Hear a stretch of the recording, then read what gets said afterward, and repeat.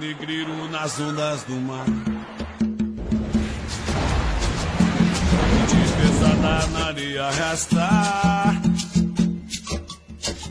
A negra escrava se põe a cantar. A negra escrava se põe a cantar. A negra escrava se põe a cantar. A negra escrava se põe a cantar. Olá, sejam bem-vindos e bem-vindas ao Estação História. Eu sou Josefa Santos. Hoje eu quero começar com uma pergunta. O que significa ser livre? No Brasil de hoje, essa pergunta tem muitas respostas. Mas e no Brasil de 300 anos atrás, para milhões de pessoas sequestradas e escravizadas? Para elas, a liberdade não era um direito, era um sonho, uma luta diária e, por vezes, uma guerra. Nesse episódio, vamos mergulhar a fundo nas histórias de resistência à escravidão. Vamos desconstruir a ideia de que os africanos escravizados foram vítimas passivas e revelar a imensa complexidade de suas lutas. Para isso, nosso time de historiadores vai nos guiar. Paulo vai mapear a engrenagem global do tráfico. Maria vai nos mostrar que resistir tinha muitas faces. Já Simone nos levará para a fascinante sociedade do Quilombo dos Palmares. E Cristiane vai amarrar tudo isso, mostrando como o ego dessas vozes ressoa até hoje em nossas leis e em nossas vidas. Preparem-se para uma viagem intensa. Paulo, a palavra é sua.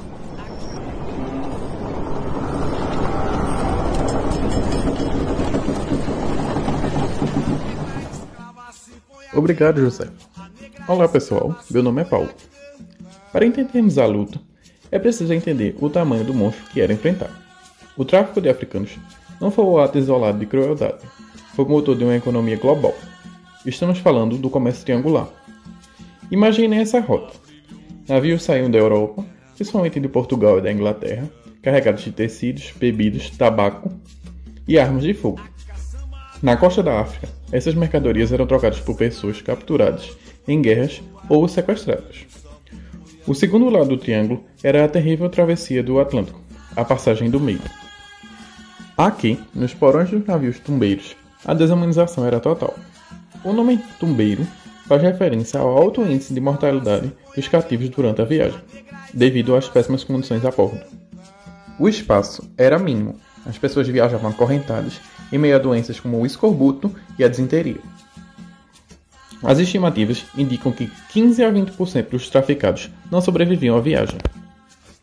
Quem chegava à América era vendido em mercados e levado para o terceiro lado do triângulo, o trabalho forçado nos engenhos de açúcar, nas minas de ouro ou nas fazendas de café.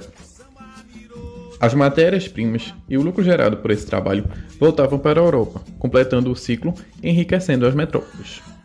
Era uma máquina de gerar riqueza para a Europa, à custa de milhões de vidas africanas. Maria, agora é com você. Olá, sejam todos bem-vindos a esse bloco. Meu nome é Maria da Conceição.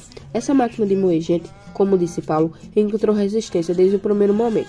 Essa resistência foi incrivelmente diversa. Costumamos pensar em grandes revoltas, mas a luta acontecia em todos os níveis. No dia a dia, havia sabotagem, a quebra de ferramentas, o incêndio propositais de canaviais, mas quero destacar duas outras formas muito importantes. A primeira era a luta dentro do próprio sistema, a busca pela alforria. A carta de alforria era o documento que libertava uma pessoa. Ela podia ser concedida pelo senhor, mas na maioria das vezes era comprada. Imagine a disciplina e a força de vontade de alguém que, após um dia inteiro exaustivo de trabalho, ainda fazia trabalhos extras por anos a fio para juntar dinheiro e comprar a si mesmos e os seus, no caso sua família. A segunda era a organização social e religiosa. Os escravizados criaram as Irmandades, que eram associações de culto a santos católicos, que na prática era muito mais que isso. Funcionava como uma rede de apoio mútuo. Os membros contribuíam para o fundo comum,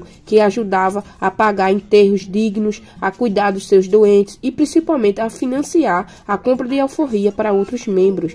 Era a forma de resistência coletiva e solidária. É claro, quando nada disso era possível, a fuga e a formação dos quilombos era a expressão mais máxima de busca de liberdade que eles tinham. Passo a palavra agora para Simone.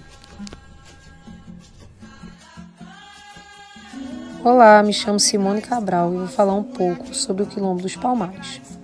O Quilombo dos Palmares foi o resultado mais espetacular dessa busca por liberdade. Maria, você falou em criar novas sociedades, e Palmares foi exatamente isso. Era uma nação. Vamos detalhar como ela funcionava. Sua economia era surpreendentemente avançada. Eles não apenas plantavam para sobreviver, mas dominavam a policultura, plantando milho, feijão, mandioca, batata doce, ao mesmo tempo, o que garantia segurança alimentar.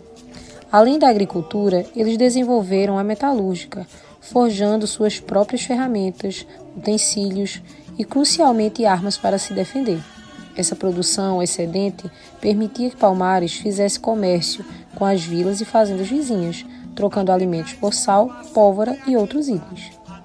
Essa complexidade se refletia na política. A liderança de Zumbi não pode ser entendida sem Dandara. As fontes históricas são poucas, mas a tradição oral e pesquisas recentes a pintam como uma figura central. Ela não era apenas a esposa de Zumbi, era uma líder por direito próprio.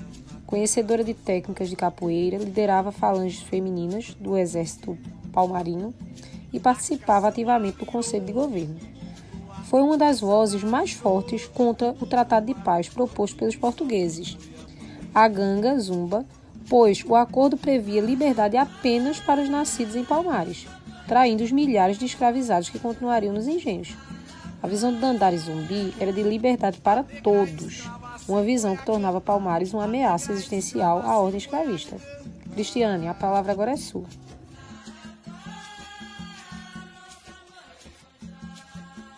Olá, eu sou Cristiane e vamos para o nosso último bloco. Essa visão radical de liberdade defendida por Zumbi e Dandara é o que faz de Palmares um legado tão poderoso. A destruição do Quilombo e a morte de Zumbi em 20 de novembro de 1695 não apagaram essa história. Pelo contrário, a transformaram em um símbolo eterno. E esse símbolo tem consequências práticas até hoje. Um dos legados mais concretos da luta quilombola está na nossa lei máxima, a Constituição Federal de 1988. No seu artigo 68, reconhece o direito das comunidades remanescentes de quilombos à propriedade definitiva de suas terras. É o Estado brasileiro reconhecendo, séculos depois, reconhecendo a dívida histórica e o direito à terra pelo qual Palmares e tantos outros lutaram. Por isso, o Dia da Consciência Negra, no dia 20 de novembro, é tão fundamental. Ele nos convida a lembrar que a liberdade foi arrancada, não doada, e nos convida a agir. Lutar contra o racismo hoje é continuar o legado de Zumbi. E como fazemos isso? Conhecendo nossa história a fundo, lendo autores e autoras negras, valorizando a produção de artistas e cientistas negros, ouvindo e amplificando as vozes dos movimentos sociais de hoje. A resistência não é apenas uma peça de museu, é uma força viva. Em nome de toda a nossa equipe, Josefa, Paulo, Maria, Simone e eu, Cristiane, agradeço a sua companhia e seu interesse. Que a coragem de Palmares nos inspire. Este foi a Estação História. Até a próxima.